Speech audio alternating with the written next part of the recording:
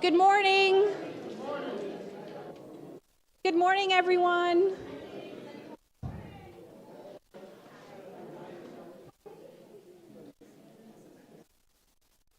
Good morning. Thank you all for being here. My name is Nadia DiTomaso. I'm the Community Development Director.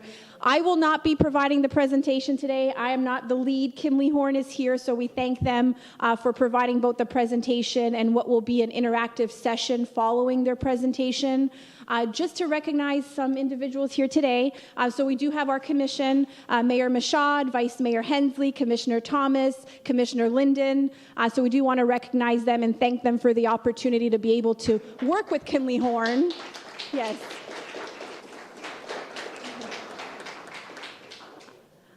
And just as a point of order, everyone, I know everyone has signed in. If you haven't done so, please, if we can just get your name, your contact information, that will be very helpful, not only to Kimley-Horn, but also to staff to be able to follow up with you. And if you can also identify whether you're a resident, you're a property owner, that would be helpful to us as well, a business owner. In addition, if you do plan on speaking, we do ask that you fill out a public comment card. We have received quite a few already. The intent today is to make this as interactive as possible. We are encouraging as much dialogue as possible, but because we have received quite a few public comment cards, we will put the timer on. That wasn't our initial intent because we don't want to limit the dialogue, but we do want to get to everyone in time.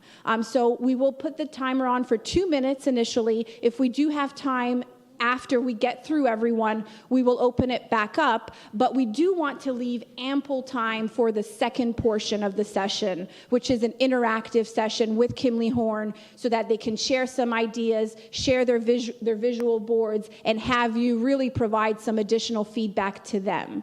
So really the purpose of today is not to discuss any particular projects, but it is to discuss ideas with Kimley-Horn. Kimley-Horn will not be providing specific recommendations to you today, but they will kind of open up the discussion to the various elements that are associated with our downtown as a whole and touch on some very important topics as it relates to redevelopment in our downtown. So I will leave it at that and turn it over to the mayor, who would like to give a few words. Thank you.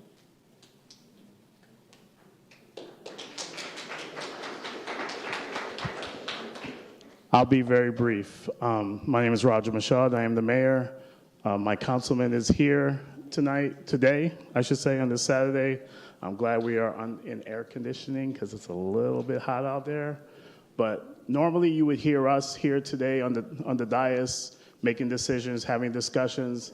But today the most important person is here in this room, and I'm looking at all of them. So I want to thank you. Our role today is to listen to you, hear the presentation, and get a perspective of how the climate is and how you feel. So I want to say thank you. We appreciate you, and let's have a good day. Thank you.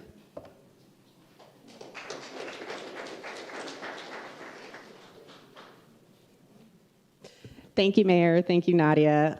So my name is Ali.Palmer. I work with Kimley-Horn, as Nadia had mentioned, and I'm here with Ruben Cruz, my counterpart. We are both planners, urban planners, not city planners. It tends to get confusing sometimes. And so we have been doing this for the last 20 years. Ruben and I actually went to grad school together at FAU in Fort Lauderdale for urban planning. Go Owls. Anyway, and so we love this. This is what excites us. We love coming into communities and figuring out what you all want to see, what you feel your community represents. I know there's already been a ton of work done around the downtown district over the last few years, and we'll go over that in a minute. But we are excited today to get your feedback on other things going on here in the downtown. Let me just get my PowerPoint ready here. Okay. Let me make sure this works. Okay, so thank you. Just a quick discussion of what's going to happen today. I know Nadia mentioned a few things. We're starting a little bit late, so unfortunately these times are not exactly consistent with what time it is right now, so everything's going to shift about half an hour, but we're going to take about 30 minutes, hopefully a little bit less, to go through this presentation. The presentation is really just going to talk about our findings to date since we were initiated on the downtown study.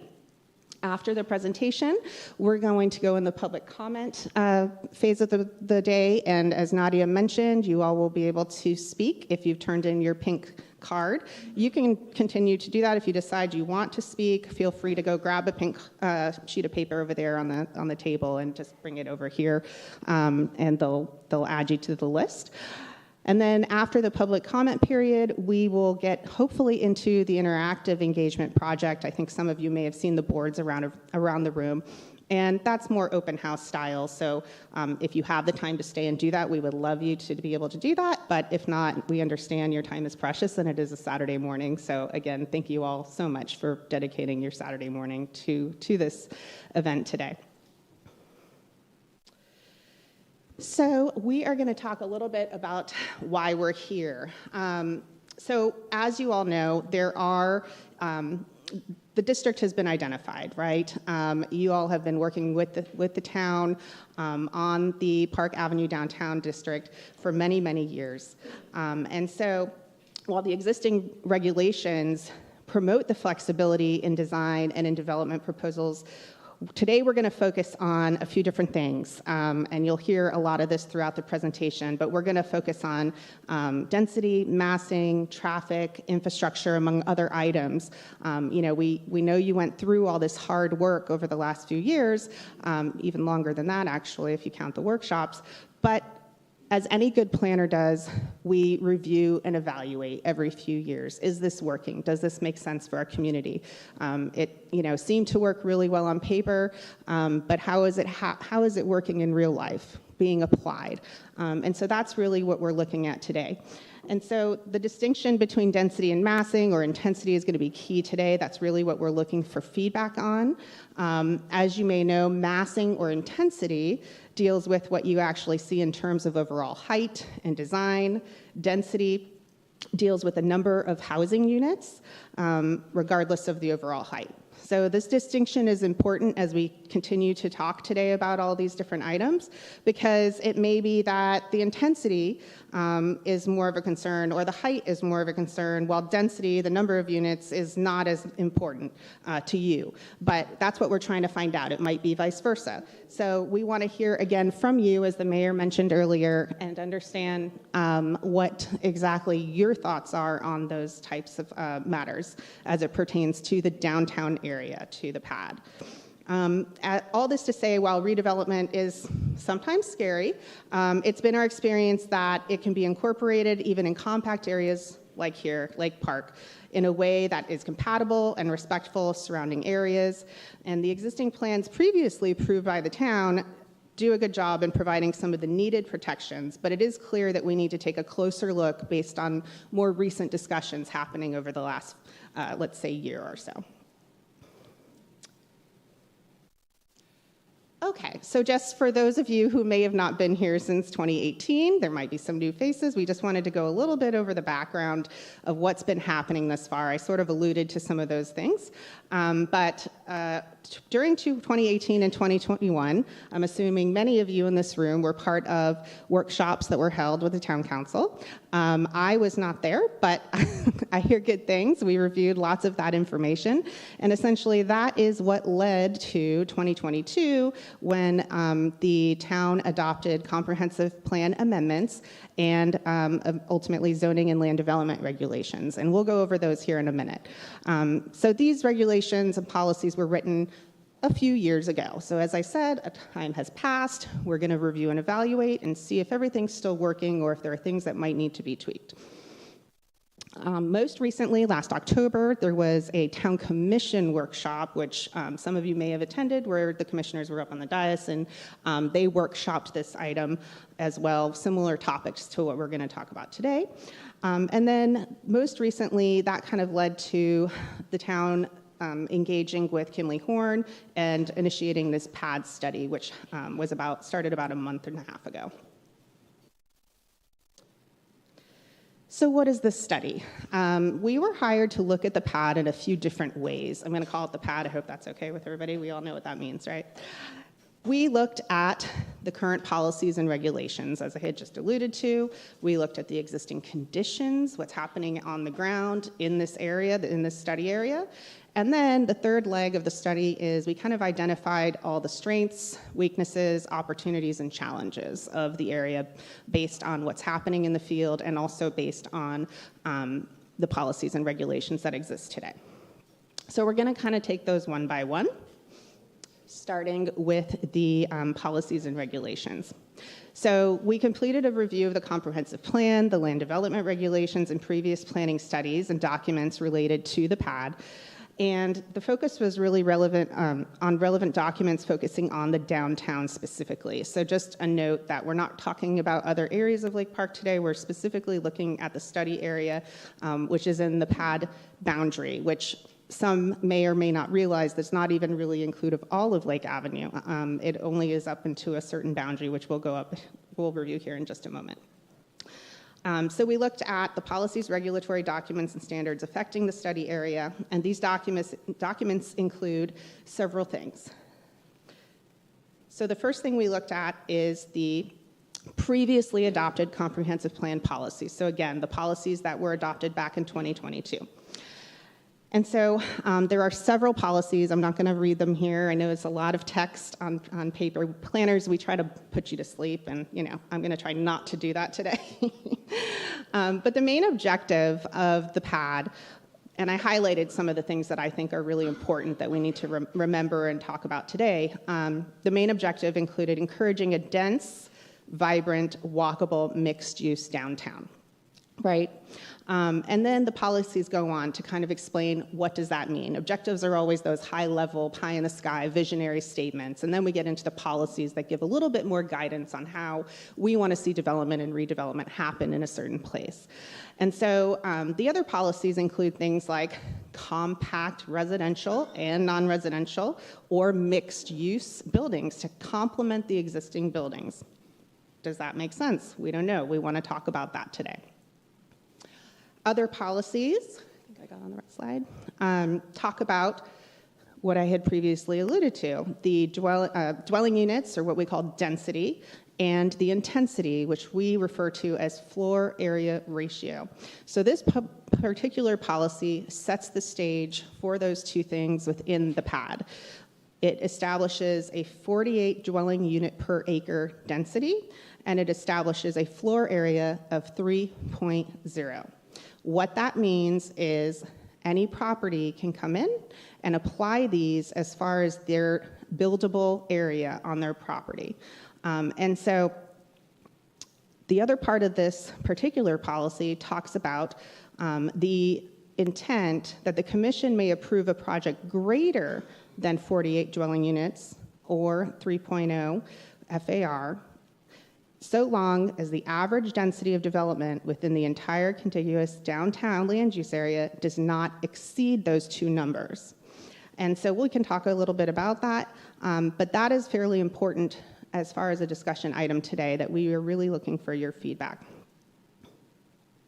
Again, this policy also refers to requiring either of these items, the density or the intensity. The development still must be consistent with the policies contained herein and meets the land development regulations. So no matter what, even if the 3.0 or the 48 dwelling units is higher on a particular property, they still have to meet all the other policies and all the other land development regulations is essentially what that says.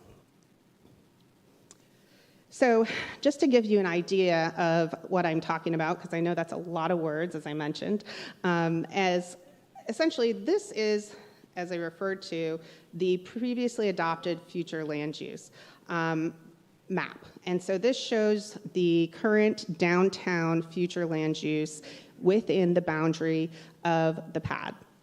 And what that does is it essentially allows, as I had mentioned, that particular density, 48 dwelling units per acre, or a 3.0 FAR, across this entire area that is highlighted in the mint green.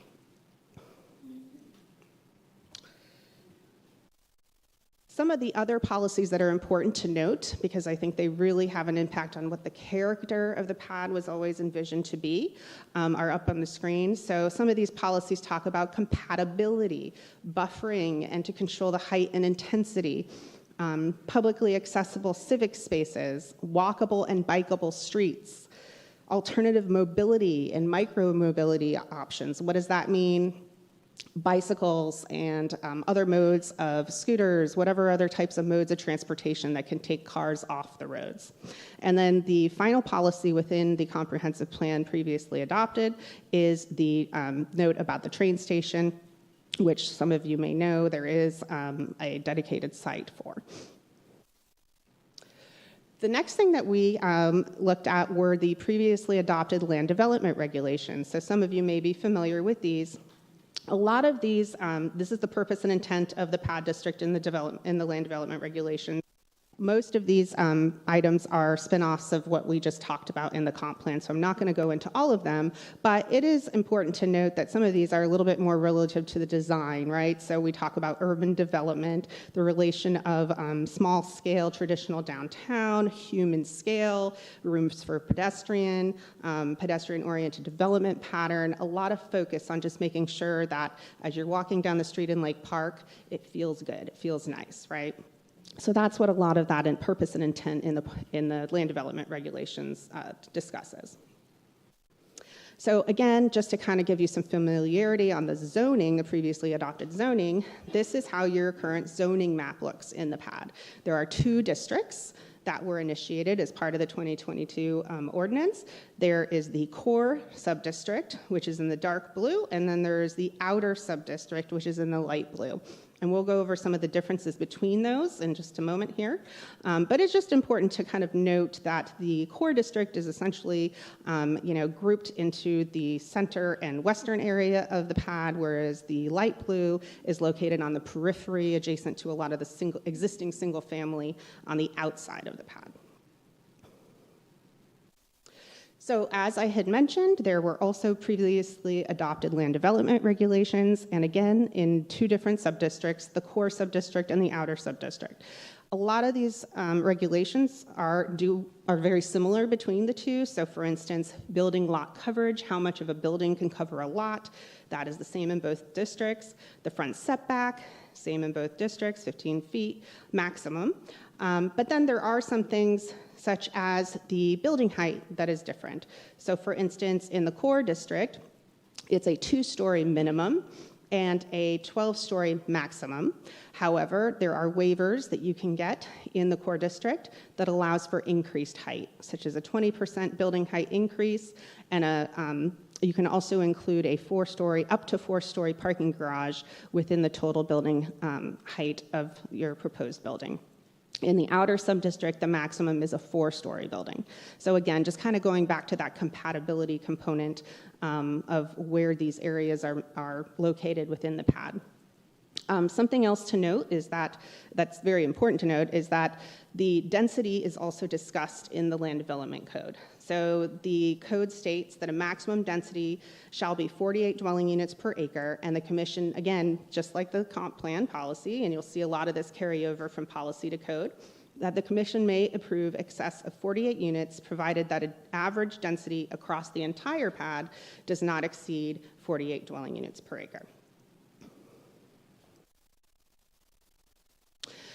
As I mentioned, there are also waivers that are part of the Land Development Code that are currently permitted today in the code. So there are 4 different waivers that an applicant would be able, a development would be able to come in and request. There is an off-street parking waiver for up to 10% of the required parking. There is a building height waiver, as I just mentioned, for up to 20%. The structured parking waiver, which we just discussed, with 4 levels or 40 feet excluded from your maximum height.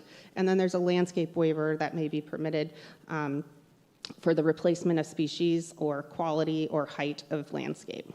And these would all need to be approved by the Town Commission. So that covers our analysis of the comp plan policies and the land development regulations as they exist today, as they were previously approved in 2022. The next thing that we're going to talk about is some of the existing conditions of the PADD.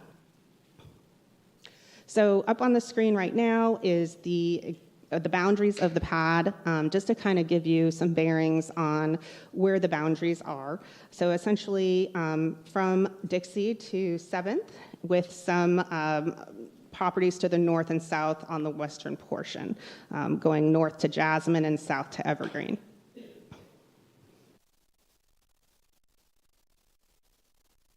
And so, excuse me, let me see here.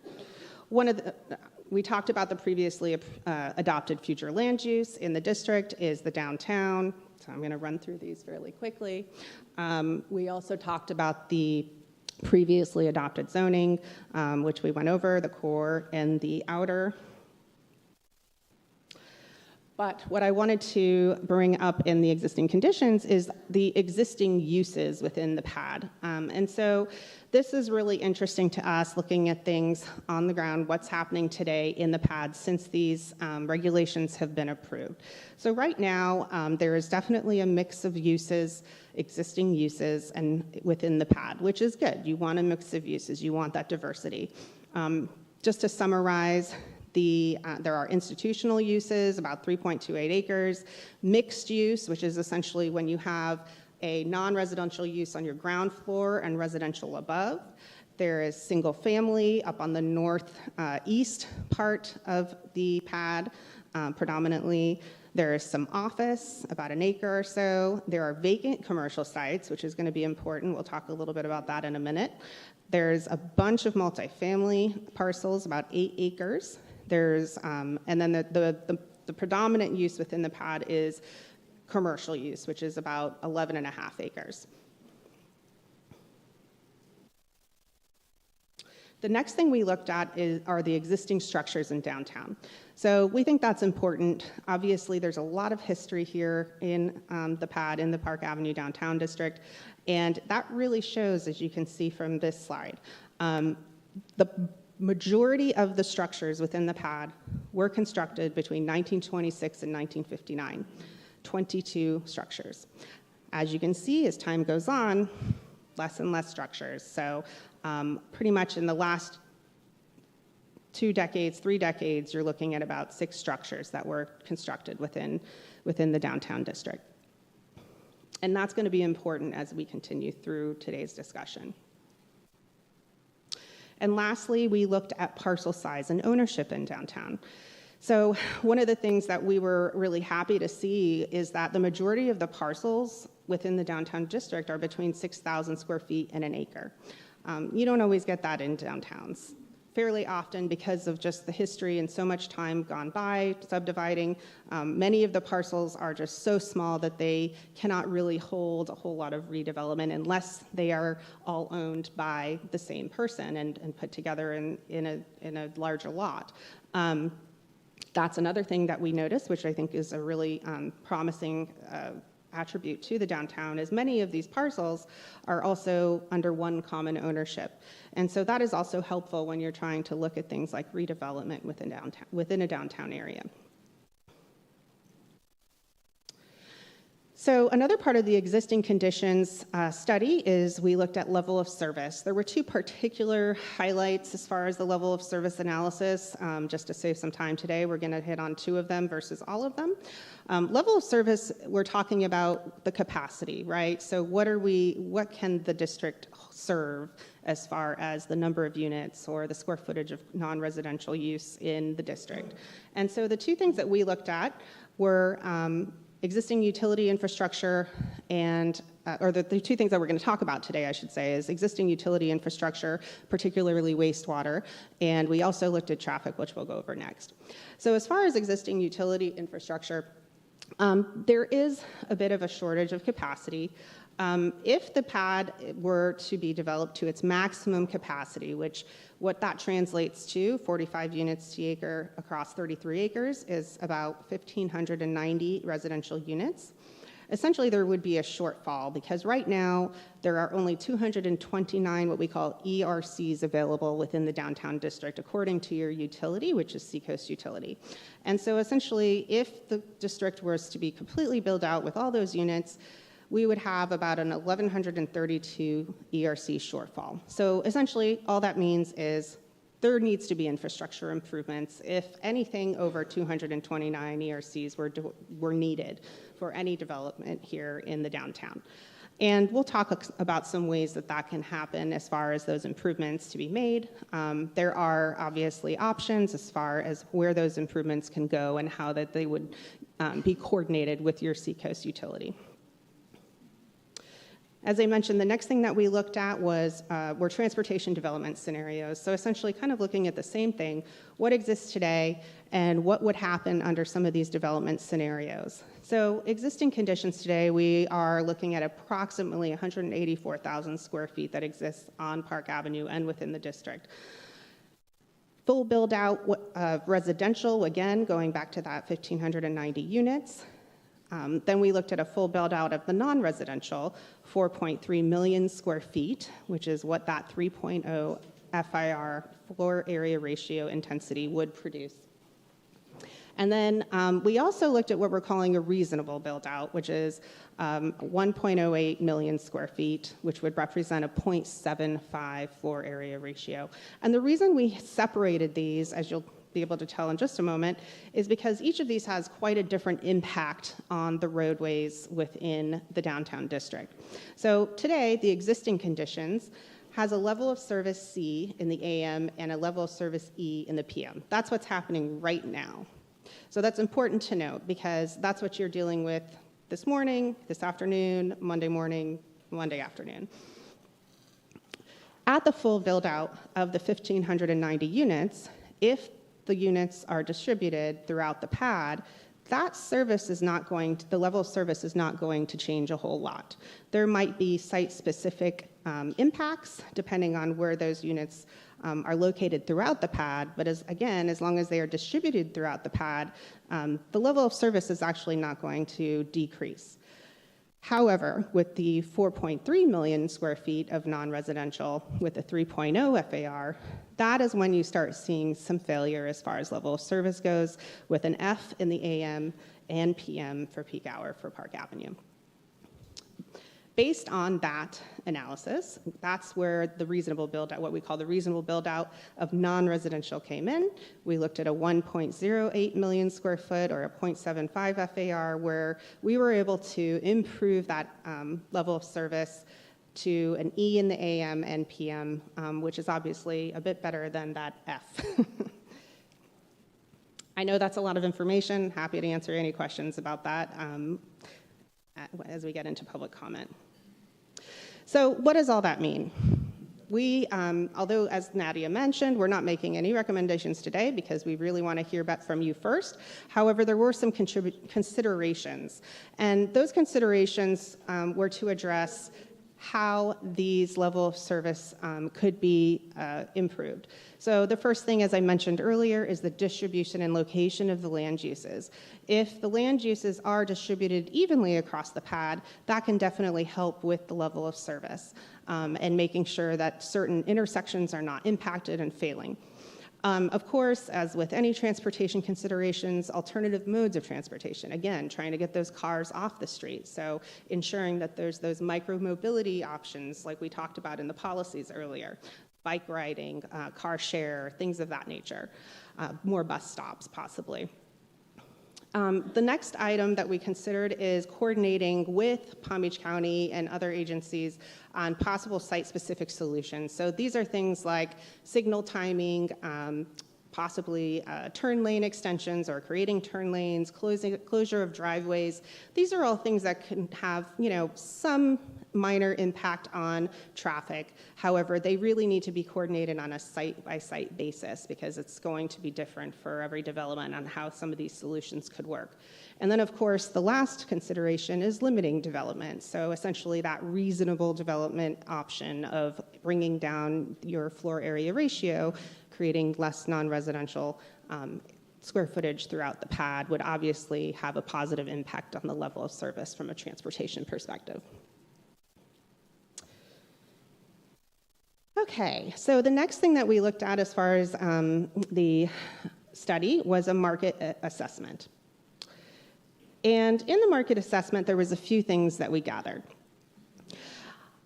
Right now, as the PADD exists and as the data exists, there is not a significant increase in population projected within the confines of the PADD study area. And that is because it's strictly looking at the parcels within the PADD, within the district.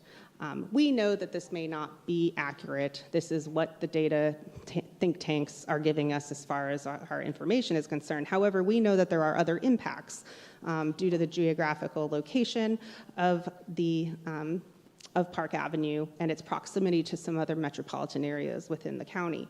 However, that said, there are some increases shown as far as the residential, retail, and office. However, those are fairly all limited and they are minimal. So residential units, the 10-year demand high shows about 4,000 units. The of a growth from the 3,500 as the existing demand. The retail shows an increased demand from about 10,000 square feet to 15,000 square feet, and the office demand is showing an increase from 23,000 to 24,000. So again, it's due to that minimal population growth projection. Again, this is something we're considering, but we also know that there are other things that may impact that market assessment as we move through the next 10 and 20-year planning horizons within the PADD. So this is the last section of the presentation. I'm sure some of you will be happy to hear. We're just going to go through some of the strengths, weaknesses, opportunities, and challenges that we kind of came up with based on all of the information that we've reviewed as part of this study. So first we're going to go through the weaknesses and challenges. Some of the existing weaknesses, I know I've mentioned a lot of these things throughout the presentation already, but just to kind of recap, there are some conflicting comprehensive plan policies and land development regulations. So some of the things that are listed in your overarching policies, your vision statements, are not necessarily consistent in your land development regulations. And so we do need to look at that and assess that and understand how we can kind of marry those a little bit better moving forward. With that, there are also quite a number of special exception uses listed in your land development code, specifically under the outer district. And so that's something that we think could be a perceived weakness, especially if you're trying to get a diversity of non-residential uses within the PADD. And so we believe that that's something that can be looked at. Utility infrastructure, we talked a bit about that, specifically the wastewater infrastructure is currently a weakness. Obviously, we talked about things we can do that might be able to improve that situation, but as of right now, it's an existing weakness. The age of existing structures. Although we love the historic character of Lake Park and the PADD, we acknowledge that a lot of these structures may need to be maintained or restored or possibly redeveloped. And so that right now is, again, an existing weakness. Part of the market assessment, we didn't go into too much detail on this, but there is a fairly higher rental to ownership ratio within the PADD versus in other geographical areas and markets in this metropolitan area. There is a regional visibility constraint as far as the PADD not being along a major corridor, such as North Lake or US 1. And then there is a general lack of activity, as we saw with the lack of development happening over the last couple decades. So some future challenges that we've noted, application of the density intensity, we talked about that earlier under the land use, the future land use and the land development code, application of the height waiver. Again, that was something that we pointed out during the land development code discussion of the 4 additional stories with a parking garage structures and the 20% increase in height. Compatibility with surrounding uses, might be a future challenge based on those land development regulations. Traffic impacts of the current build-out, so with the 1,590 units plus the 3.0 FAR, obviously a challenge because it's impacting the level of service on your roadways. Attracting that mass transit operation. We know that you have a dedicated site, you have a policy that initiates that discussion, but unfortunately right now that doesn't exist, so that could be a challenge moving forward. Projected future demand and the projected population growth, we just talked about that as far as the market assessment.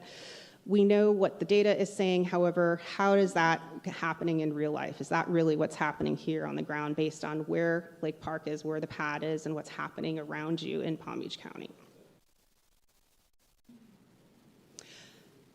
So I'm going to end on a happy note, strengths and opportunities. You got to do the sandwich, you know? So, existing strengths, community, character, and history. I hope everybody in this room agrees with me. I mean, I'm from here. I'm from the north end of the county. Not a Lake Park resident, but I grew up here. I was just telling, I think, Kim or the mayor that I used to come and teach. I was in the JERFSA at the Jupiter High School Field Studies Academy, and we used to come and teach the kids over here on Park Ave when I was in high school. And it always has held such a warm place in my heart coming and walking down Park Avenue, and I'm sure that it's the same for you all, right? You just have that sense of place when you come to Park Avenue. It's such a huge asset to this area. Urban form and grid network. I mean, it exists, right? You have this grid network that towns and cities all over the country try to create. You have it here. It exists. You have the urban form, you have the structures. And so that, again, is to us, we believe it's an existing strength of the PADD. You have future land use and zoning in place. You've already done so much of the heavy lift. So much of the work has already been done. Proximity to metropolitan areas. You know, this is really a hidden gem here because you all are so close to all the other places where people like to work or need to go to commute for their employment. We have a mix of housing, so there are all different types of housing within the district, which is really important, from apartments to single family and kind of everything in between. So again, that's just not something you see everywhere, and it's a really great asset to have within the PADD. And then it's comparably affordable compared to some other jurisdictions to the north and to the south of you. So future opportunities. We definitely believe that the vacant and redevelopment parcels within the PADD are future opportunities and need to be assessed moving forward, along with the fact that so many of them are under common ownership. Again, just a huge asset and future opportunity for moving forward within the district. Also, a regional housing need. I believe Nadia was saying she was just at a BDB meeting where, you know, again, as we've been hearing for 20 years, there is definitely a need for more housing within the Palm Beach County. And so that is something that we see as a definite future opportunity here in the district. You have a dedicated transit site. You know, if we can put a plan together to figure that out one of these days, it's going to be a huge opportunity for Lake Park and for the PADD. And then, of course, your alternative parking strategy. So right now, your code, we didn't go over this in too much detail, but your code has a really great approach to being able to provide an alternate parking strategy for redevelopment and new development within the PADD. So with that, just kind of wanted to give some high-level next steps before we get into our next phase of the workshop. Right now, obviously, today's the workshop. Based on the feedback we get today, and everything that we've studied thus far, we will be looking at policy and text amendments recommendations, only recommendations at this point. We're going to bring all the data together, all the feedback, and we'll be providing those recommendations to staff, and they'll be reviewing it and deciding you know, what we need to present to over the summer. We're going to be meeting with the Planning and Zoning Board first, and then based on their feedback, there might be some revisions again. That is a public meeting. All of I encourage you all to attend. The date hasn't been established yet, but I'm sure that communication will go out. After the Planning and Zoning meeting and any revisions to those recommendations, it will then go to a Town Commission meeting for transmittal, and then ultimately to a Town Commission meeting for adoption. So that's kind of high level. There's a lot of steps that are not in this that happen all in between. But long story short, there's going to be a lot of opportunity for continued input through this process, because this is the first of at least 4 public meetings where input can be collected. So with that, I do have our contact information up on the screen for Ruben and myself. If for some reason you didn't get all your input given to us today, we definitely encourage you to email us at the following 2 email addresses for any additional written feedback, or if you know somebody that couldn't be here today, if they had a conflict, please go ahead and send them our email addresses and they can go ahead and send any comments that they might have to us. We are going to try to close down the comment period for this particular workshop on May 5th, just so that we can make sure we can absorb it all and process it and analyze it throughout the month of May as we continue to write our recommendations. So with that, I believe we are going to be opening our public comment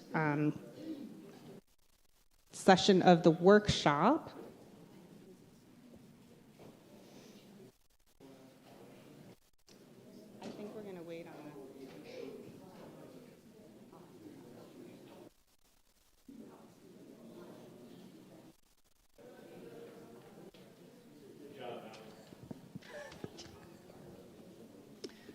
Good afternoon. I'm going to be calling your names to speak in the order that I received the cards. When I call your name, if you could please either stand or raise your hand, and someone will come over to you with a microphone, just so that the viewers at home can hear everything that's being exchanged here. If there's no microphone, the viewers at home can't hear. Also, this presentation that you just viewed will be available on the town website next week, so you'll have that contact information available at that time. Thank you.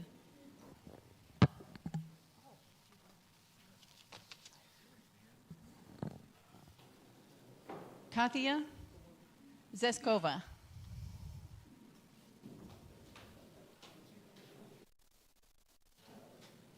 Do I see 2 minutes here, or? Oh, it doesn't matter to me, whatever works. Hey, Mike. Hello, thank you so much for the presentation. And I think it comes to very simple dilemma here. The question is, do we want high rises in our town or not? So it's a beautiful presentation, and we heard a lot about density, about traffic, but the question is, do we want high rises? And I personally say, hell no. Because I think it will totally destroy the character of our town. It will change the dynamic. It will be something totally different. And I want to remind you guys that our town comprehensive plan promises us small-scale downtown, traditional downtown. And that's what we need to get. This comprehensive plan is a law, and the law needs to be followed. So the residential areas need to be protected. Our downtown needs to be protected. We welcome developers. It doesn't mean that we don't want developers. We welcome them. But the height and density needs to fit with our comprehensive plan. We need to have small, historical, compact downtown. Thank you.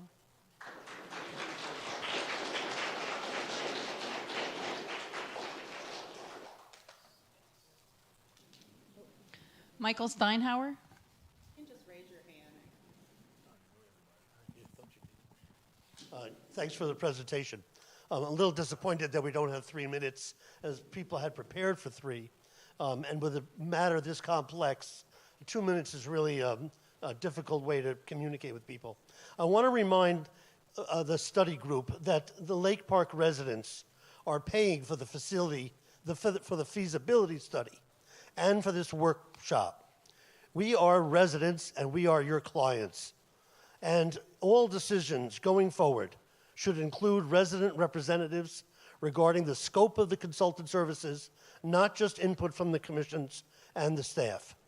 As your customer, I have every expectation and demand that you devise a mechanism to reflect only Lake Park residents' sentiments.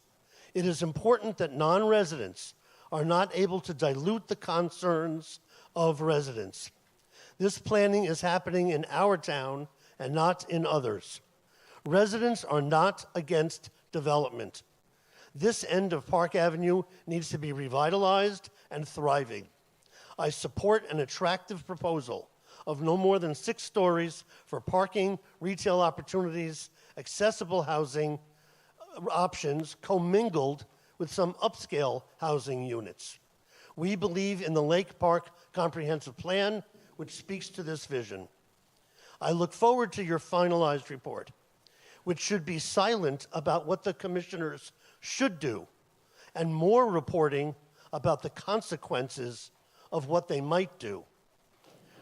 Residents are ready to assist all stakeholders to do the right thing, to prohibit high-rise proposals anywhere in Lake Park, now and in the future, while working towards a Lake Park culturally meaningful ideas. Thank you.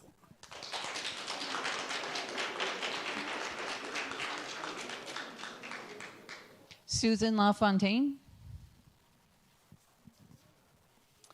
Hi, I'm Susan LaFontaine. We're homeowners on Evergreen Drive for 25 years. Yes, our downtown definitely needs revitalization. Some parts of it are downright ugly. But I don't think approving these 2 16-story projects as currently proposed is the way to go.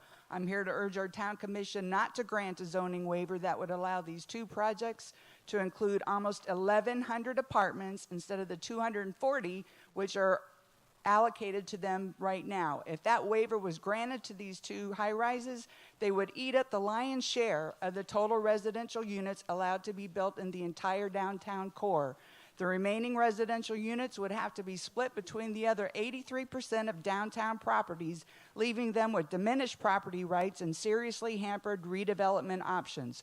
I also urge the Commission to change the current height allowance in our zoning ordinance for the downtown core from 200 feet or 16 stories down to 6 stories, so it's more reflective of the ordinance number 1 purpose and intent, urban development for small-scale traditional downtown. Small-scale traditional downtown is then contradicted in the same ordinance by the current height allowance of 200 feet, which is almost 300 times the height of a, quote, high-rise building as defined by Florida statute, which says a high-rise is only 75 feet. Lake Park's comprehensive plan said it's for development that is well integrated and complements surrounding neighborhoods. And the number 1 economic goal of our community redevelopment master plan is to establish one clear identity which visitors and businesses connect with. How are 16-story buildings looming over downtown and our single-story, single-family neighborhoods well integrated, complementary, or one clear identity? It sounds like a major mismatch of scale to me. Lake Worth and Delray limit building heights in their downtown to 6 stories and have vibrant downtowns. I'd love to see that here in Lake Park. Thank you.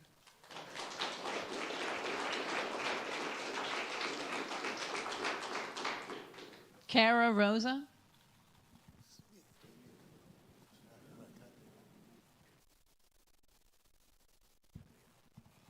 Hello, I'm Cara Rosa, and I live at 1111 7th Street. I am a resident for the past 3 years, and I'm just currently getting involved. To me, preserving the integrity and character of Lake Park is vital for maintaining the community's charm and historical significance. The Lake Park Commission should uphold the current master plan for the town, which includes height restrictions for buildings. My reasonings for these are some of the ones that Ms. Palmer brought up as that we have as positives for our side. We need to preserve the neighborhood character of our community. Taller buildings can drastically alter the character of a neighborhood, overshadowing smaller existing structures and changing the overall aesthetic feel of an area. Protection of our property values. Maintaining height restrictions can help protect the property values of existing homes and businesses. Sudden changes in the skyline can lead to uncertainty and potential devaluation of properties. Infrastructure strain. Ms. Palmer also stated this: we already have a shortfall. Higher buildings mean more residents or businesses, which can strain the local infrastructure of roads, water supply, and sewage systems. Environmental impact, we've already talked about that as well. Traffic congestion, historical preservation. Many neighborhoods have historical significance in maintaining building height restrictions, and this helps to preserve the historical integrity and cultural heritage of our area, which is one of the ones that exists today in Palm Beach. We have one of the hidden gems. Let's keep it. Community sentiment. Residents also have strong feelings about character and development of our neighborhood. Look at this meeting today. We all have strong feelings. Many of my neighbors could not attend today and wanted me to speak for them. I'm doing what I can. Emergency services, Michael talked about that. Here is one of the main ones for me and my wife: sunlight and privacy. We want no shade on our pool. What will these buildings do to the shade and privacy of the people who have pool and outdoor areas? People will be looking in our backyards.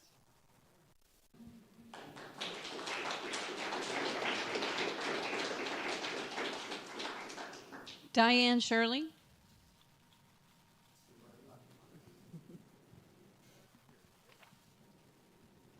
Hello, everyone. I am a resident in Lake Park for more than 35 years, and I do not agree to having any form of high-rise on Park Avenue. I wasn't even aware until I saw the building going up down the corner there, and I'm surprised that such a high-rise was allowed to be placed there. But of course, if we were not informed of it, maybe I was and didn't pay attention, I wasn't aware of it. I do not want to see anything like that on Park Avenue. I don't even want to see a 4-story, 3-story.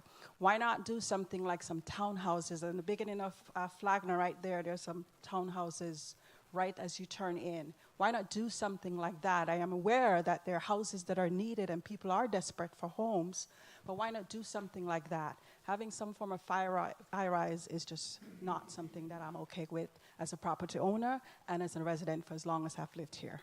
And I speak for myself, and my cousin is right here. She agrees as well. Thank you.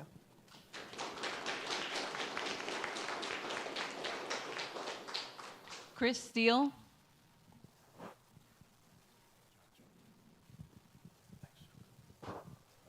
So my wife and I have been here for 25 years. We first moved to Lake Park, and not anti-development. My father was a developer.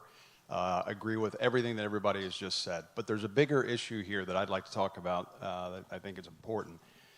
We have one developer that would like to have a monopoly on this town. And we're all excited. I shouldn't say we're all excited. We live at 301 Lakeshore. We're happy to see what's happening at Nautilus. To me, that's where the density should be. That's where the high-rises should be, not in town. That changes the entire feel of the town. The issue that I want to talk about is perspective, because we have welcomed our developer neighbors. I think we've done a good job of that. Unfortunately, I think they feel like they saved this town with their project. And I would remind them, number one, they're going on probably almost a year over schedule. We're tired of looking at the mess. On top of that, and I would say, speaking for the residents at 301 Lakeshore, we will not be taken advantage of. We won't be manipulated. Last time I checked, none of you were moving your families to Lake Park. That means you're here to make money, which is great. We love capitalism, but you're our guest. The problem with guests happens when they forget they're a guest. You're not our savior. We only have one. All right? Remember that. My parents used to tell my brothers and I, we'd go visit people, know your place. It's the best advice I can give you.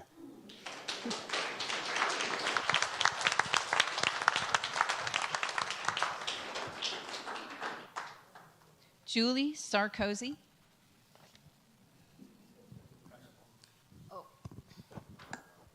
Thank you. Julie Sarkozy. I live at 301 Lakeshore Drive.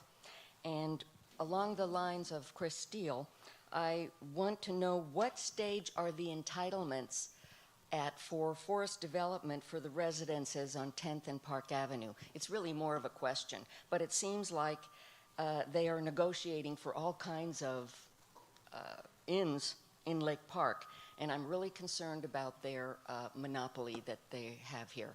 So that's a question I have is, what stage are the entitlements for forest development? Thank you. I'm going to try to answer that question for you. But if you have more detailed questions, obviously, you feel free to speak with the planning staff after this portion of the meeting. However, my understanding is we are in a zoning in progress right now, which means that nothing is happening at this moment with the current pending applications.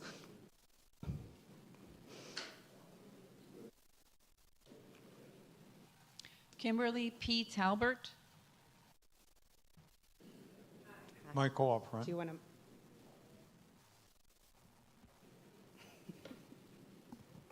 My name is Kimberly Talbert, and I live at 801 Lakeshore Drive. And I'm here to support no high-rises. I would like to see the limit 4 to 6 stories for the dense population. We have enough with the Nautilus, and I don't want to see any more of those buildings. And I have some suggestions for the stores. I'd like to see those stores along Park Avenue filled. Okay, they've been empty for many, many years. And I have some suggestions for a coffee cappuccino machine, a nail spa, party supply store, or a bakery. And I think there would be enough residents that would support that. And then my last comment is really a question. There is a 2 to 3 store building on Park Avenue that has had a fence around it for years. And it's an eyesore. It's ugly to our downtown, and I would like to see if we could get that completed. And if not, find out why. Okay? Thank you.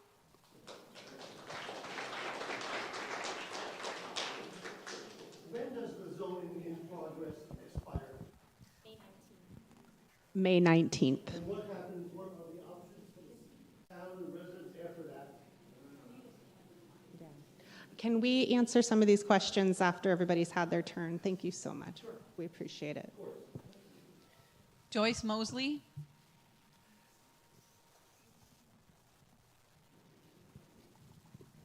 Good morning. I'm Joyce Mosley, 411 5th Street, southeast corner of 5th and Evergreen. I have a number of points of concern. Preservation of neighborhood character, we've heard it. Protection of property values, we've heard it. Infrastructure strain, we've heard it. Well-defined. Environmental impact, we've heard it. Traffic and congestion, we feel it today. Historical preservation, it's an emotional feeling, but we love it. I think I speak for many of you. Community sentiment, likewise, we all feel. Emergency services often require specialized equipment. Not ours, but Palm Beach County Fire and Rescue, I would imagine. Sunlight and privacy, at risk when we consider high-rise buildings in our neighborhood. And incremental growth. We want it, we see it, we're all sensitive to it. Yesterday, I took time to send an email to every one of our commissioners, our vice mayor, our mayor. Hopefully you saw it. Mr. Linden, thank you kindly for responding. I appreciate your intention. And I'll read it for those who might not have read it yet. Good morning, Commissioner X, Mayor, Vice Mayor. Thank you for attending our recent commissioner meeting. I was happy to see you and hear your thoughts. I am a registered voter and do vote in local and other elections. Please note that I am opposed to downtown development higher than 6 stories. I would appreciate your serious consideration when casting your vote. Thank you for the time.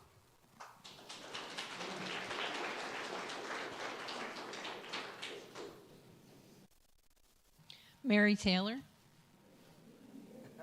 All right, Mary. I'm going to come way back here.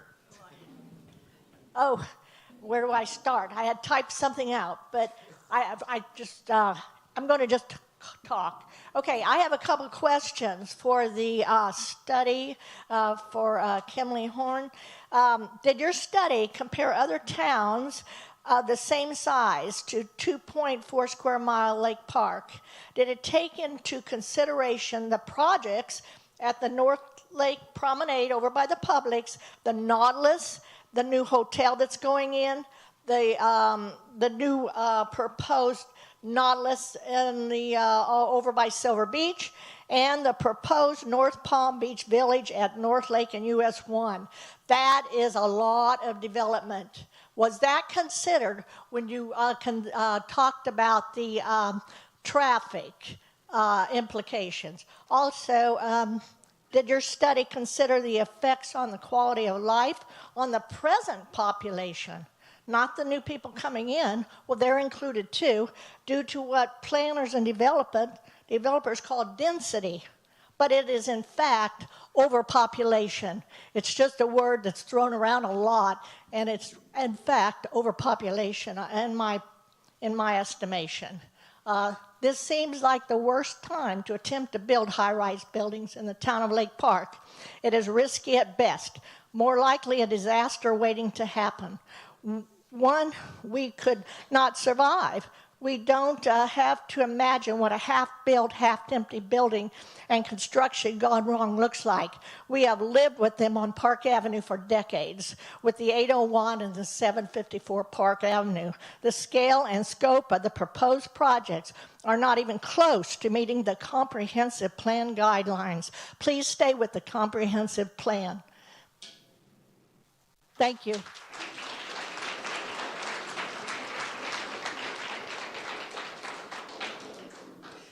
I do think there was one question in there regarding whether surrounding development was considered as part of our transportation assessment. And yes, so all of our data is collected from Palm Beach County. So whatever Palm Beach County has on record as being approved within the surrounding areas was part of that analysis.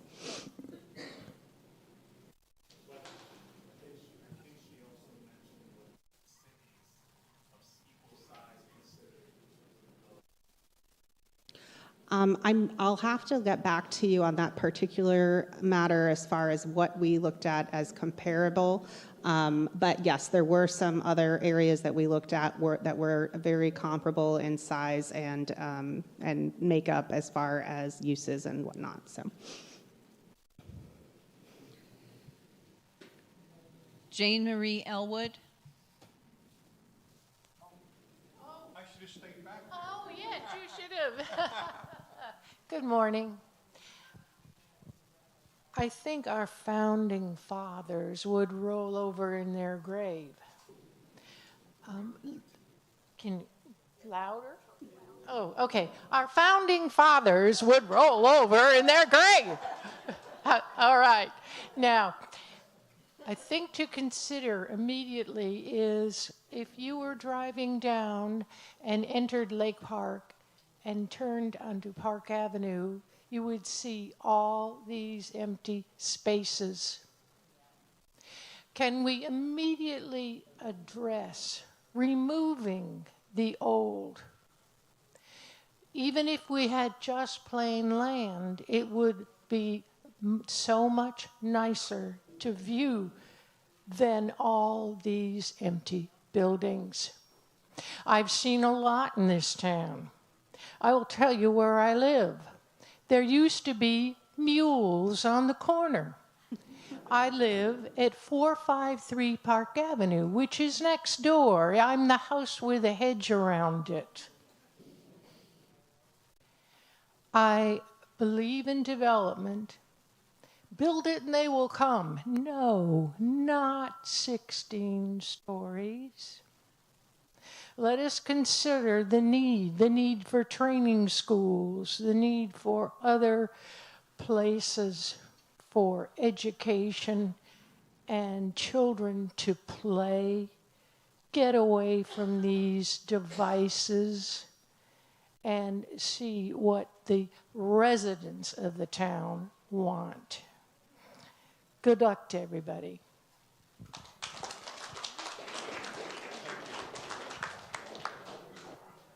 Brady Drew.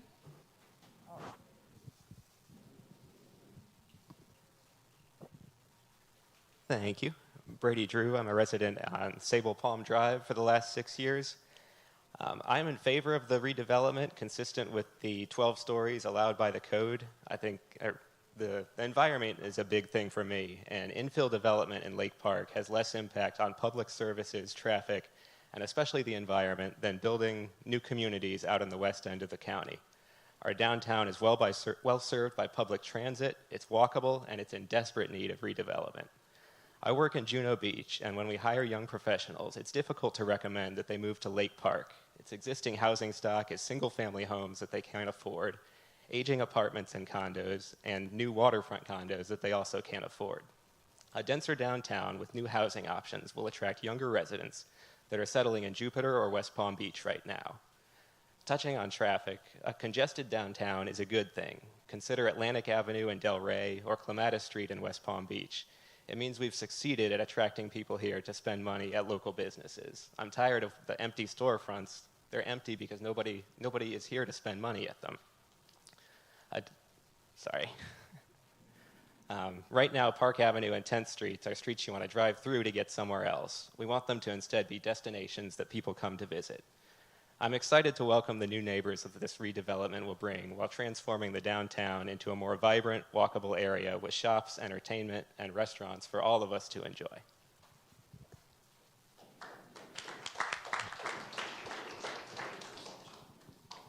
Dorothy Taylor.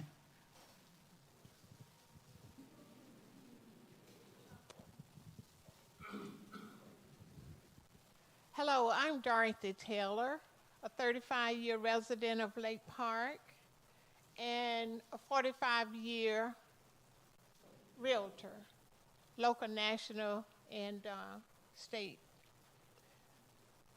I'm here to speak about this change that we're addressing at this moment. The total units that we heard on the report today will add more tenants than homeowners in Lake Park, causing us to make new rules, new codes, new laws, and requesting new services. I'm viewing the high-rise next door on US 1 at the moment. With the traffic, the chipping, the drilling, all of this starts before daylight. You don't know what it's like unless you live right near our new high-rise. Let's keep the town looking like what we bought here for. Quiet, peaceful. Please, no more high-rise buildings in Lake Park. Thank you.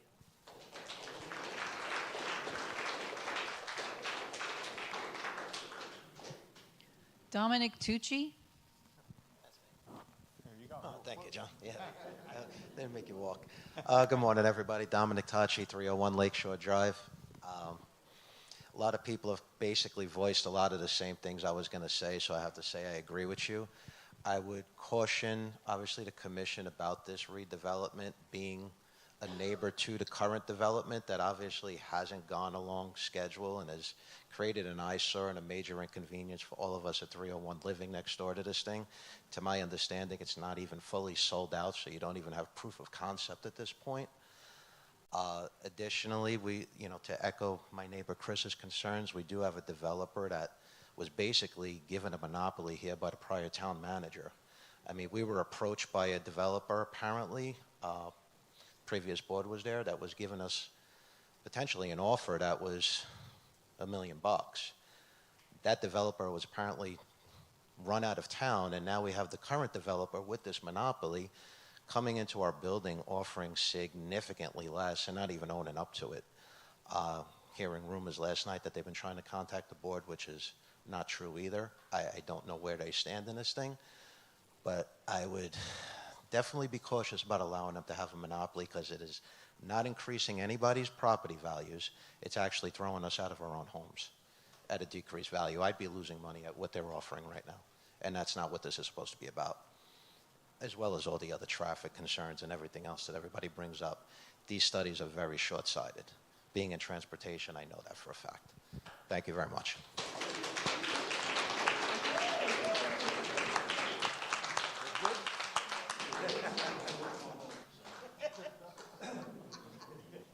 Kervins J. Baptiste.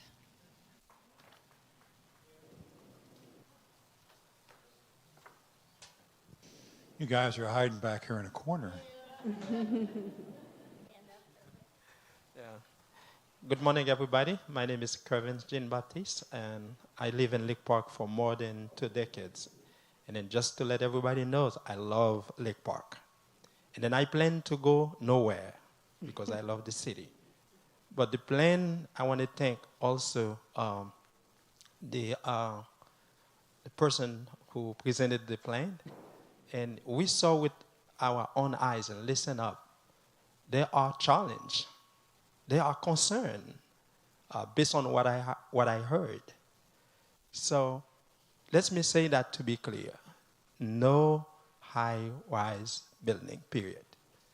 We do not want 16-story building in our neighborhood where our kids playing on the ground. Think about like you have a small house next to a 16-story building. So there is no privacy whatsoever.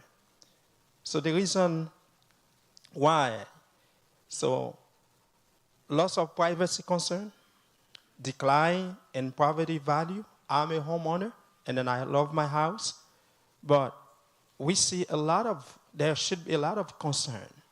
And then if you are a homeowner or even like a simple resident, you should be concerned about this. And then we are not against development, but we are for a sensitive development. We are for a sensitive, I say it again, development. No 16-story building is not the solution. And then this is why we are calling on our commissioners who represent us, the residents of Lake Park. We are calling on you, all right, to not allow this to happen, because this is not going to be good for our residents. Thank you so much.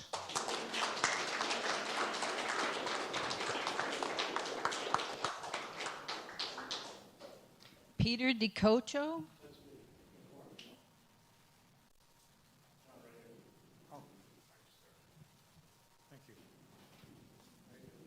Good. John, by the way. My name's Peter DiCoco. I live at 810 3rd Street in Lake Park. I'm a disabled veteran. My family moved here 51 years ago. Okay. My family moved here 51 years ago in 1974. A lot has changed. No one's brought up, except this last gentleman slightly touched on it, traffic. 1,600 units, 1,600 additional cars, maybe 3,200 additional cars. Don't we have enough trouble going up and down North Lake Boulevard? Getting into US 1 between 3 and 5 in the afternoon, just getting in there from Park Avenue or one of the other streets. A couple other things I want to mention. A lot of people have dogs here. I've been attacked by 2 dogs in the past 2 months, large dogs, 80 to 125 pounds, between me and my little 13-pound dog, as you can see. And some people get dogs that are too big for themselves and their property. Sir, if you could put the microphone up. Oh, I'm sorry. Thank you. Some people have dogs that are too big for themselves to control, and their property is too small for the dog, weighing 125 pounds or whatever it might be. And also people ride around these golf carts. I know they're legal in some cases, low-speed vehicles, but they ride around with their dogs outside the cart, riding down the street, and it drives the other dogs crazy, which causes people like me to get dragged to the ground. It's not a good feeling. But the traffic is the biggest thing to me. When my parents moved here, I believe you're only allowed 4 floors. If I'm not mistaken, 4 stories. In 50 years, a lot has changed. It's too late to limit the stories. We already got a building by Dunkin' Donuts that's got 12 plus, I believe, right? So we already over our head. But thank you for your time. God bless you.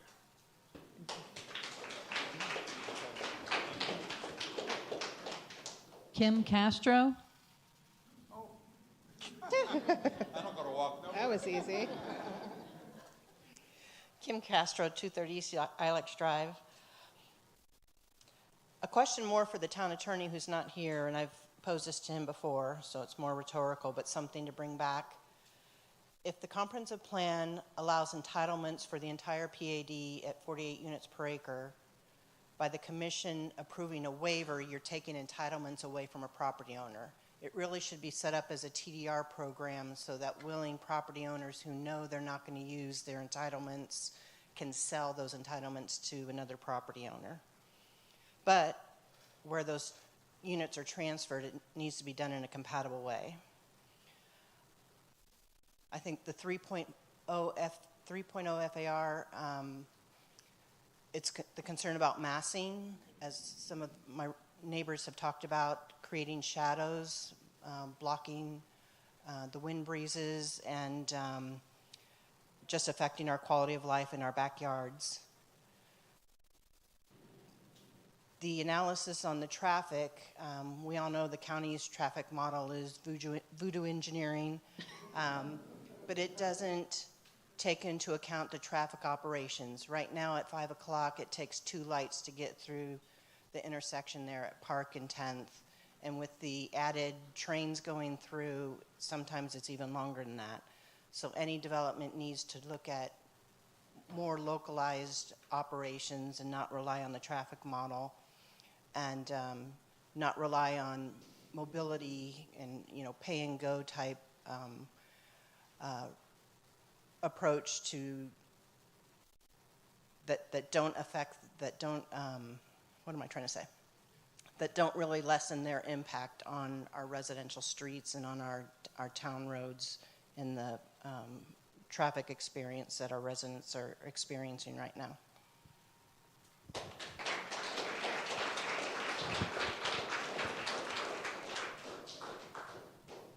James Sullivan.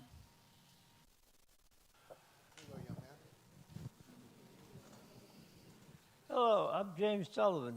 I live in Lake Park, and I don't want to go over the heights or anything. I want to discuss how we're getting screwed by the county council and everything, and the government here with respect to our loss of quality of life. Instead of lowering our taxes, they increase our taxes. This is crime. This is what the Nazis always did. We shouldn't have this in Lake Park, but we do have it happening in Lake Park, and it should stop.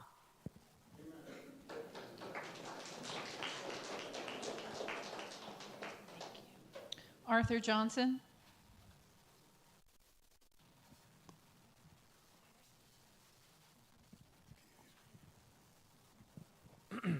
Hello, my name's Arthur Johnson. I'm 500 South Australian Ave, but I've been living here between Lake Park and North Palm for the last 40 years, so I'm always going downtown. I guess first thing I want to say is the developing with 16 stories in mind, or developing with the idea of getting cars off the road and microtransportation, I think is a mistake, because if you're not willing to walk or bike to where you need to go, I don't think it's going to work for anybody else. And we live in South Florida, so trying to walk 4 blocks in the summer, I don't think anyone wants to do that.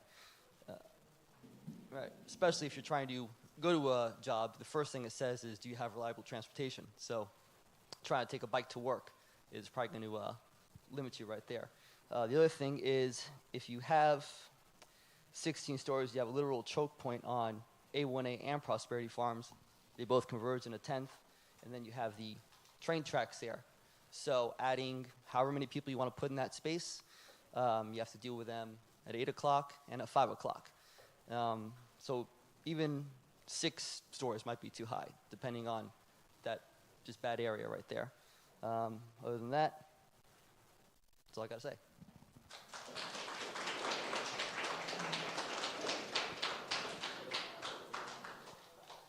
Terrence Davis.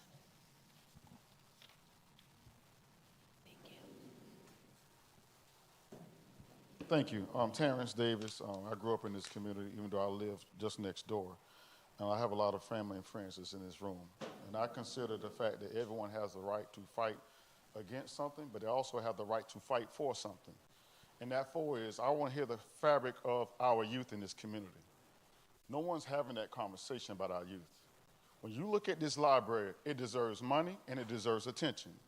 When you look at our schools, our teachers need somewhere to live instead of driving from Port St. Lucie and spending half their salary to come here.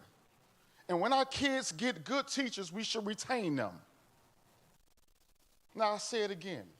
Fight for something than against something. Now, I'm not saying fight against density or fight for density, but listen to the compromise and what it is that these young people need. The business owners in the community don't even get supported by the locals. 40% of the business have left in the last 18 months in Park Avenue. Park Avenue and Lake Park deserve better. They need your help. The commission needs your help. The mayor needs your help. Staff needs your help to do the right thing by all people. I'm a former school teacher, but my teaching salary couldn't afford me to teach and take care of my 6 kids and my wife. I'm a community development consultant, and we came here and we stated that we're going to keep the culture and make sure we have a historical building they're called Kelsey on Park. Rental units that your teachers can afford. Rental units that when your family want to move closer to you as you get older can come live in the city. And then we also stated that for the first 6 months, we're going to open up our building for Lake Park residents first, because we want to bring outsiders in first. So I'm going to fight for that culture. I'm going to fight for these kids, and I'm going to fight for you to get this culture to stay a certain way, but it's going to be with progress. And you have that right. And you have that right, sir. God bless America. But you have that right. Fight for something, not against everything, but you got to find a way to keep these kids in mind. Thank you. Thank you. I appreciate it. Thank you so much. Thank you.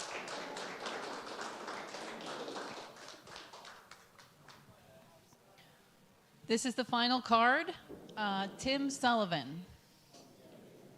Tim Sullivan?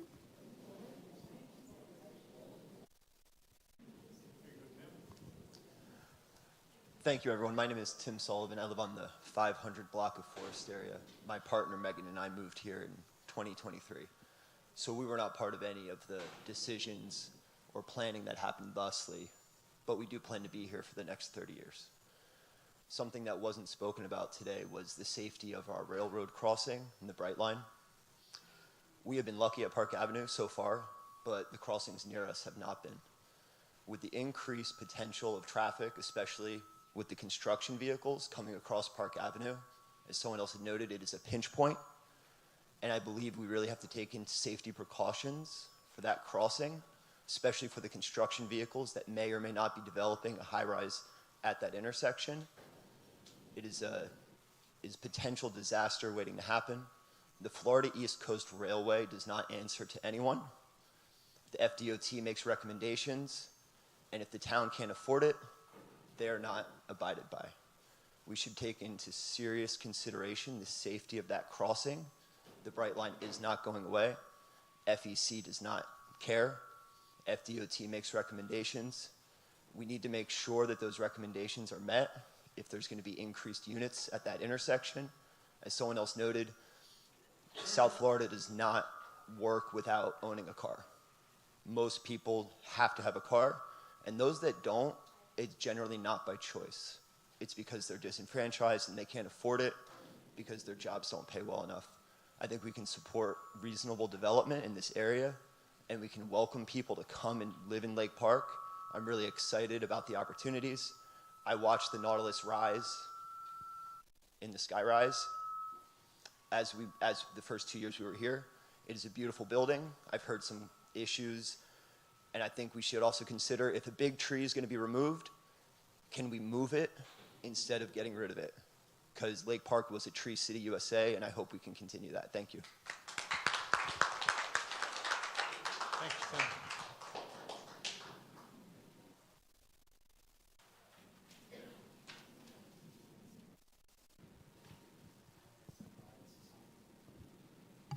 Zacharias Asami has submitted a comment card. I'm a local business owner here. I try to find, for the past week, something to say, empathy, compassion, and that's where my heart is at the end of the day. Background here, mom's not from this country, from South Korea, technically North Korea, and dad is New York and Puerto Rican Italian. And so they were born into circumstances that didn't have much. In the first 5 years of my life, grew up in the back of a minivan. That's how I grew up. I'm fighting extremely hard now being a business owner in Lake Park, and I understand the empathy and compassion side of things. And so I don't know if there is an even ground between the two of them. I do want to be pro-expansion.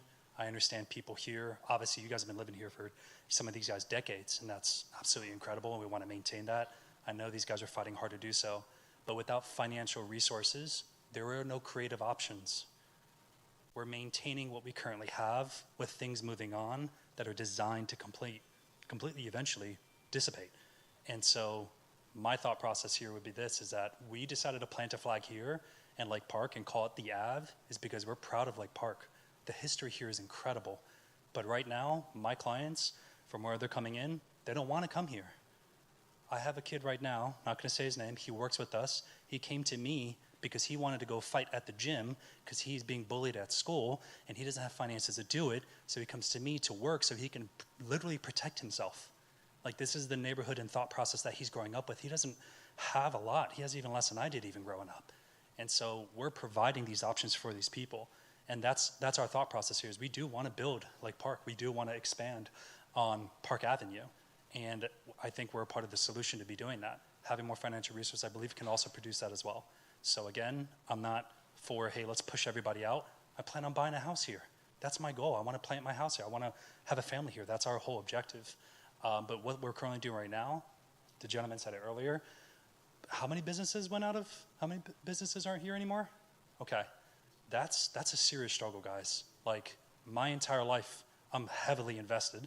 I'll spend the rest of my life, if we don't find some sort of solution, taking care of my mom and dad who don't have solutions. I'm just saying that's what I'm fighting for as well. So thank you for your time.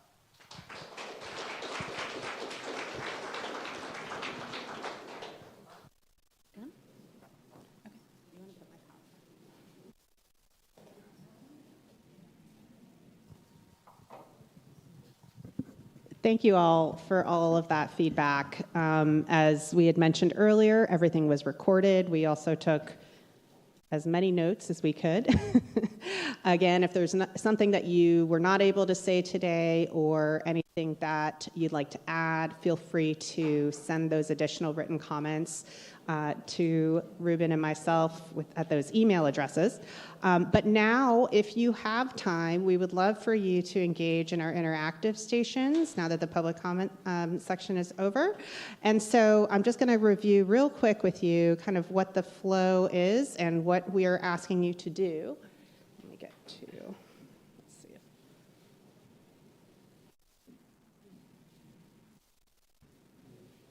Are you doing it? You're doing it. The last three, I think it's like 35, 33, somewhere around there. There we go. Oh, back up one. Okay, so if you're planning on staying, there's going to be 4 stations towards the backside of the room. And what we'd like you to do is go to each station if you have time. It should only take a couple minutes for each station. There is a station on land use and housing. And so again, these are called visual preference stations. Essentially, we just want to understand what looks right, what feels right to you for the pad. And so there are stickers at each station. There are directions on each board that inform you as to which color stickers mean what. But just to review real quickly, I believe it's the So the yellow stickers are going to be what you feel aligns with the Park Avenue Downtown District. The blue stickers are going to be what you feel is not aligned with the district. So you can... Excuse me, ladies and gentlemen, if you could please kind of keep it down so she can finish the presentation as well as the instructions on the next phase of this presentation, I greatly appreciate it. Thank you. Thank you, Mayor. I promise I'll be quick. This is 30 more seconds. Okay, so yellow, good, blue, not so good. That's the message. There's a land use and housing board back there on the right. There is a, can I?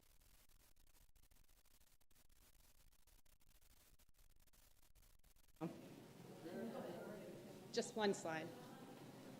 There's a land use and housing station, there's an open space and recreation station, and then there's a transportation station. Those three have the pictures, so that's where we want you to use the yellow for good, the blue for not so good.